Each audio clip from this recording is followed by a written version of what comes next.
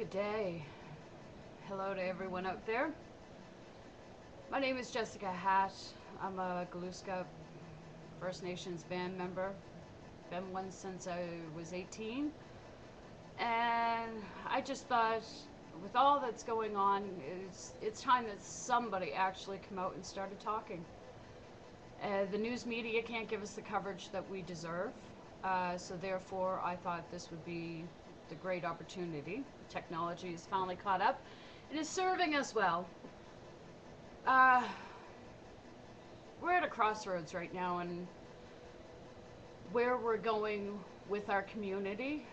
The current chief and council have managed to keep us in this fictitious war of Smith against Peters for the last 20 years, when in fact there is no war. The haves are keeping the have-nots down. They've always done that. We have no sense of community. There's too much lying and mistrust going on.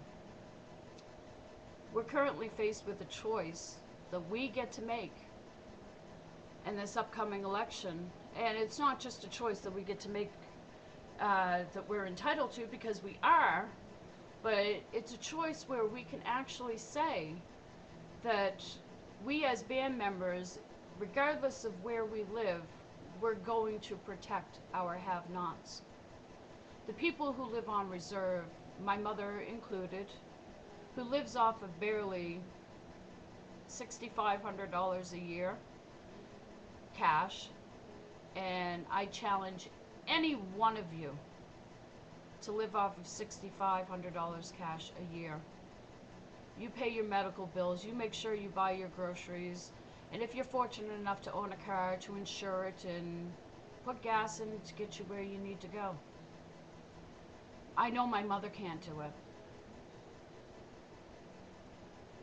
The band has managed to keep us at each other, against each other, over this Smith-Peters thing, and there is nothing.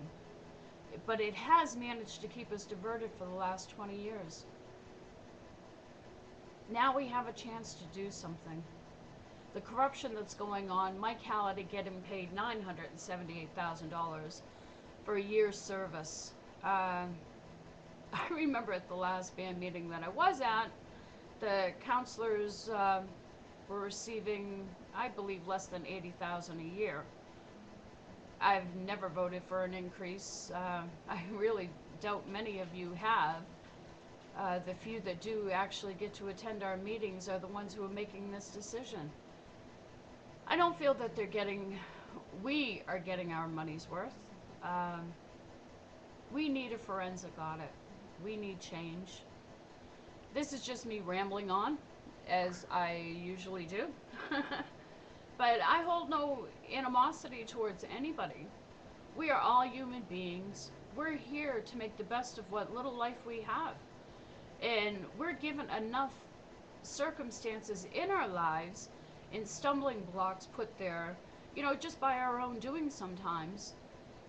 But to have chief and council to be able to continue to do this to us without us even batting an eye is starting, for me, to get ridiculous. I did not vote in the last election. The reason being is that I was not allowed to hand deliver my ballot. Now, regardless of what they say, they put down in paper that, you're entitled to, the rules are made up as you go.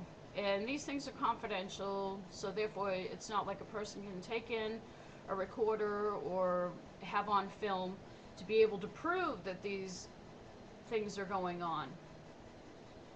We have a chance, people. We have a chance to be a real community.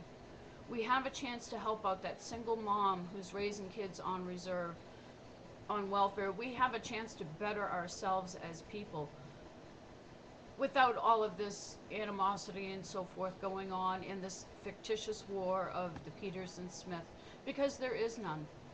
But it has been put in place so that we keep fighting amongst ourselves and we get nothing accomplished.